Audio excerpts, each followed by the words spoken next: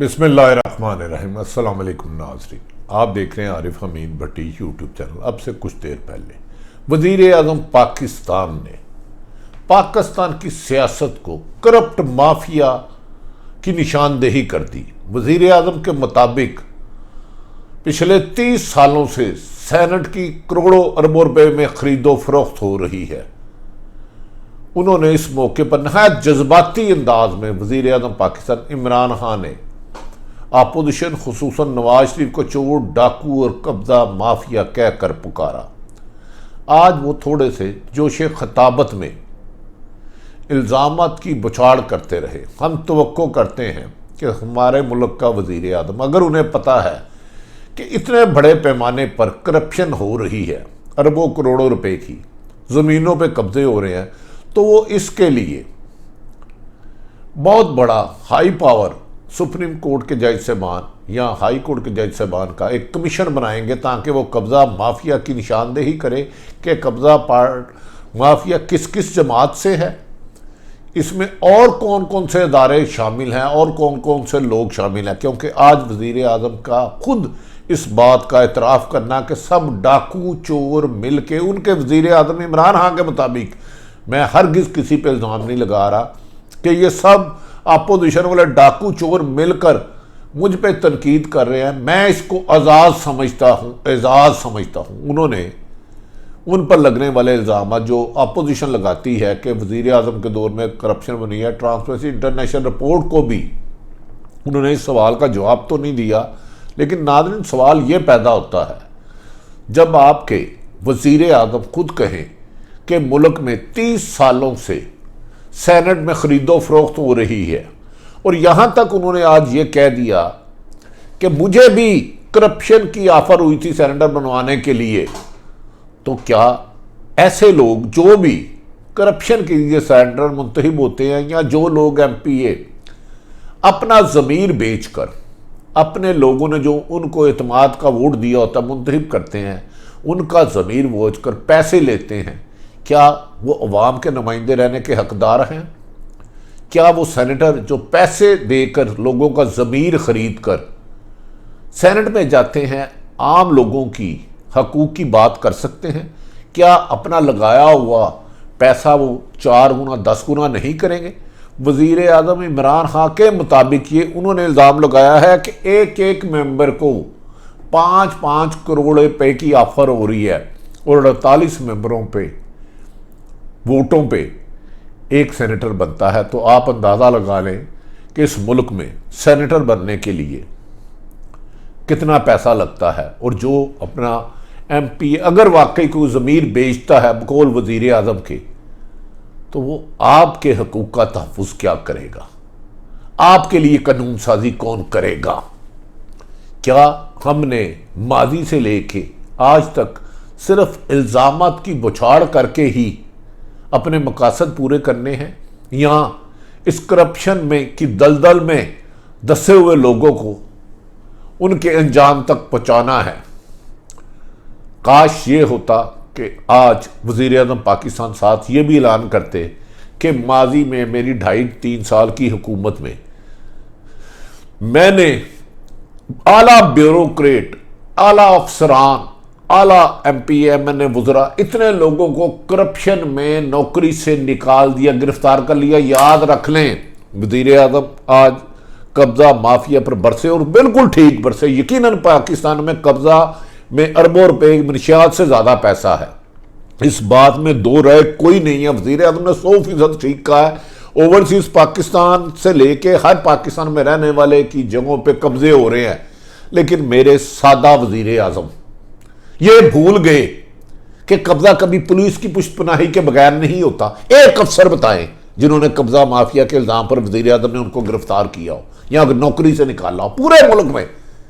नाज़रीन, मेरी राय में जो हुक्मरान वक्त होते हैं उनका नाम कोई भी हो, वो सिर्फ बयानात की हद तक नहीं रहते।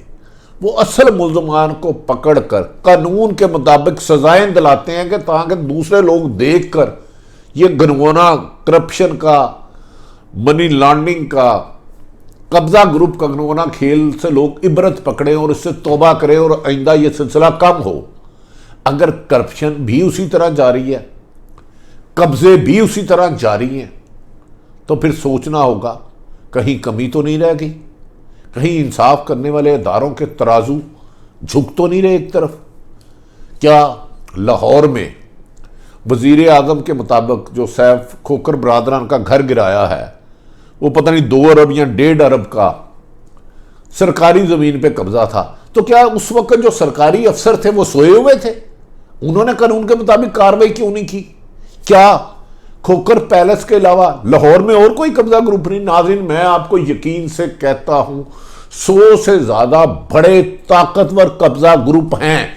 कब्जा ग्रुप ने 100 150 बंदे रखे होते हैं, उजरती कातिल रखे होते हैं, टारगेट किलर रखे होते हैं, पटवारी तहसीलदार उनके पेरोल पर होते हैं, पुलिस वाले उनके साथ मिले होते हैं। एक बकायदा गैंग बन के मीटिंगें करता है और निशानदेही करता है कि फलां जगह घर पे कब्जा कर लो, फलां का मालिक मुल्क से बाहर है, फलां की जगह 3 भाइयों में लड़ाई है, इसमें 5 करोड़ की जगह 50 लाख में मिल जाएगी। वज़ीर आज़म साहब, हम आपसे ये उम्मीद करते हैं कि आपने हमें बताना था कि लाहौर में 100, 200, 500 लोग जो भी कब्जा ग्रुप करते हैं और जो असल पीछे मास्टरमाइंड है वो हमेशा पीछे रहते हैं, ये फ्रंट मैन रखे होते हैं। मैंने बताया हर कब्जा ग्रुप के ने किराए पर कमो बेशतर 100 बंदे रखे हैं, यहां तक कि कब्जा ग्रुप अपने ही बंदे को गोली मार के मार देता है, हालत पे पर्चा कराता है या अपने ही बंदे को जख्मी कराता है, और इसमें पुलिस भी मुलव्वस है और बहुत सारे लोग मुलव्वस हैं। वज़ीर आज़म साहब, आपने ठीक कहा कि करप्शन होती है, 30 साल से हो रही है, लेकिन आपने ये नहीं बताया कि करप्शन को रोकने के लिए आपने अब तक कितने कितने अदारों के सरबराहों को बरतरफ किया, कितनों को सजाएं दी, कितने के खिलाफ नौकरियों से निकाला। हम उस फहरिस्त का इंतजार करेंगे कि जब किसी बेबस गरीब बेवा यतीम मस्कीन 2 मरले के 2-3 घर मरले के घर पर कोई कब्जा कर ले और उसका कब्जा करने वाला बड़े से बड़ा जो वजीर आज़म के मुताबिक सियासतदान कब्जा माफिया है या ये उसकी पुष्टि नहीं करते हैं, उनको सजा इबरतनाक सजाएं दे। क्या ये सच नहीं है? यकीनन जो पैलेस खोकर गिराया गया है उनका मुस्लिम लीग नून से तल्लक है। क्या पीटीआई में कब्जा माफिया नहीं है? वज़ीर आज़म साहब, मेरी एक गुजारिश है, आप हाई कोर्ट का एक जज का कमीशन बनाएं, किसी तगड़े ईमानदार का। आपके होश खुल जाएंगे, आंखें खुल जाएंगी कौन कौन लोग कब्जा ग्रुप का हिस्सा है, और ये बकायदा एक इंडस्ट्री बन चुकी है जिसका कभी भी जवाल नहीं आता। वाहिद पाकिस्तान में कारोबार है कब्जा और मंशियात फरोशी का, जो हर लम्हे तरक्की ये करता है, कामयाबी से ऊपर जाता है और इसके हिस्सेदार बढ़ते जाते हैं। नाज़रीन, वज़ीर आज़म के मुताबिक एक मेंबर 5-5 करोड़ लेता है। उन्होंने आज ये भी कहा कि मुझे समझ में नहीं आती जो पैसे लेके सेनेटर बनते हैं वो अवाम की खिदमत क्या करेंगे। ओ भाई, कार्रवाई करें, खुदारा कार्रवाई करें। आपने कहा 30 सालों से सेनेटरों की बोलियां लग रही हैं, या आपने ठीक कहा होगा, माजी में भी ऐसे इल्जाम सुनने में आए हैं, लेकिन क्या कोई ताकतवर कानून की गिरफ्त में आएगा? क्या लाहौर में, पूरे पाकिस्तान में 22 करोड़ की आवाम है जिसमें लाखों लोग कब्जा ग्रुप और मंशियात फरोशी के साथ वाबस्ता हैं, एक पैलेस गिरेगा? ये सवाल पे गुस्ताखी ना समझिएगा, इसके हकायक तक जाने की कोशिश की गई। आपने फरमाया ये भी कि अपोजिशन का काम असेंबली में खामियों की निशानदेही करना है। बदकिस्मती है कि अपोजिशन ये काम नहीं कर रही। वाकई असल काम उनका यही है कि पाकिस्तान में होने वाली करप्शन, लाकानूनियत, लूटमार की निशानदेही करे, लेकिन आप कह रहे हैं सब डाकू चोर मुझसे मिलकर एनआरओ लेते हैं। तो भाई, किसने कहा आपको एनआरओ दो? हमारी एक गुजारिश है वज़ीर आज़म साहब, आप 1000 से ज़्यादा मरतबा कह चुके और सच कह रहे हैं, करप्शन होती है, मैं आपकी बातों से मुतफिक हूँ, लेकिन जो आपसे एनआरओ मांग रहे हैं उनके नाम तो बताएं। एक इतनी हिम्मत तो करें ताकि हम उनके नाम लेके उन पर भी तनकीद करें, उनके असल चेहरे लोगों को दिखाएं कि ये आपके हाकम हैं, ये आपके रहबर हैं, ये अवामी रहनुमा हैं, लेकिन वज़ीर आज़म से एनआरओ ले रहे हैं। ये भी बात सच है कि आपने कहा चार्टर ऑफ डेमोक्रेसी पे पीपल्स पार्टी और नून लीग ने शो ऑफ हैंड का कहा था और शफाफियत इलेक्शन का कहा था। जो बिल आपने भेजा, मुझे यकीन है कि अगर पीपल्स पार्टी और नून लीग करप्शन के खिलाफ है तो शो ऑफ हैंड और इस किस्म के जो अवाम की बेहतरी के लिए फैसले हैं असम्बली में, उनको साथ देना चाहिए। देते हैं या नहीं देते, ये यकीनन उस कौमी असम्बली और ये सियासी जमातों के हैं, इस पे दोनों पार्टियों के दस्तखत मौजूद है। आपने कहा कि हर बात में मुझे कहते हैं एनआरओ नहीं देंगे तो हुकूमत गिरा देंगे। नहीं, हुकूमतें ऐसे नहीं गिरती, माजी में भी कभी नहीं गिरी। वज़ीर आज़म साहब, जब आपने 126 दिन का धरना किया तो उस दिन भी हुकूमत नहीं गिरी थी, लेकिन आपकी जदोजहद अच्छी थी। लेकिन आपकी जदोजहद इलेक्शन में धांधली और करप्शन के खिलाफ थी, लेकिन नहायत अदब एहतराम से। ना करप्शन में कमी आई ना धांधली में। इसके लिए अमली इक़दाम करें। जोश खिताबत में आज आप बड़े गुस्से में थे, ना जाने कौन सा गुस्सा था, ये तो आप बेहतर जानते हैं, लेकिन बातें आपने काफ़ी हद तक ठीक की।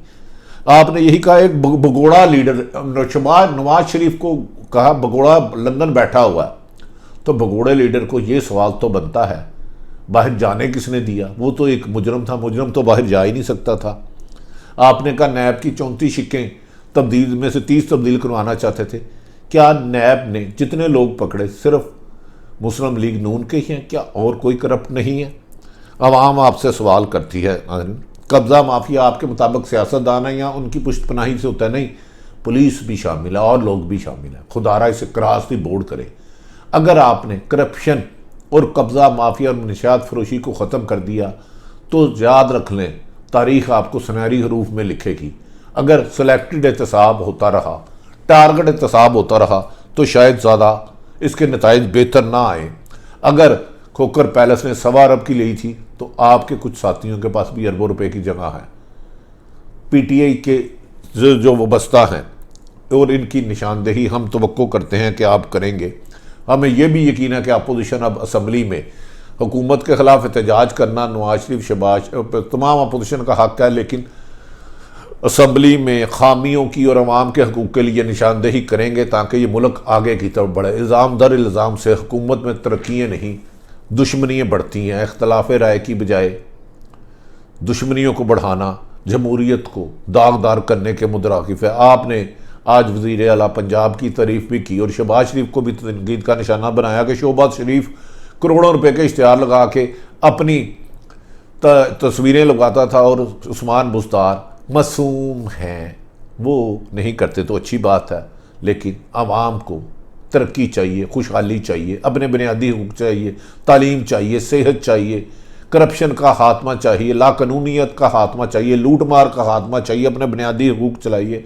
एंड पे मौलाना नाज़रीन वज़ीर आज़म इमरान ने मौलाना फजलुर रहमान पर भी गोलाबारी की। उन्होंने कहा मौलाना फजलुर रहमान मदरसों के बच्चों के ज़रिए अरबों के मालिक हुए हैं। अगर वो मदरसों के बच्चों के ज़रिए अरबों रुपए के नजायज़ तरीके से मालिक बने हैं तो उनको कानून की गिरफ्त में लाना वज़ीर आज़म साहब आपकी हुकूमत की जिम्मेदारी है। जो सवाल कर रहे थे उनकी नहीं है, हमारी नहीं है। हमने तमाम तुम्हें बता दिया। आपने कहा सेनेट में इलेक्शन की आपको भी ऑफ़र होती है, तो हमारे उस दिन मुंतज़र रहेंगे जिस दिन आपसे जिसने पैसे लिए और जो एनआरओ मांगे उनके नाम लोगों पे लाएं। नाज़रीन, जबकि अपोजिशन ने आज मरीम नवाज और दीगर से मुस्लिम लीग आज के वज़ीर आज़म के खिताब पर कहा कि वज़ीर आज़म ट्रांसपेरेंसी इंटरनेशनल रिपोर्ट आने के बाद गुस्से में इल्ज़ाम तराजी पर आ गए और 2 साल में होने वाली करप्शन का उन्होंने कोई जवाब नहीं दिया। नाज़रीन, आरिफ हमीद भट्टी ने मौजूदा सूरत हाल सियासी आपके सामने रखी। दरअसल सेनेट आने वाले हैं, इस मौके पर तरक्याती फ़ंड भी रिश्वत के तौर पर दिए जा रहे हैं, जो कि खुद वज़ीर आज़म कहते थे ये करप्शन है।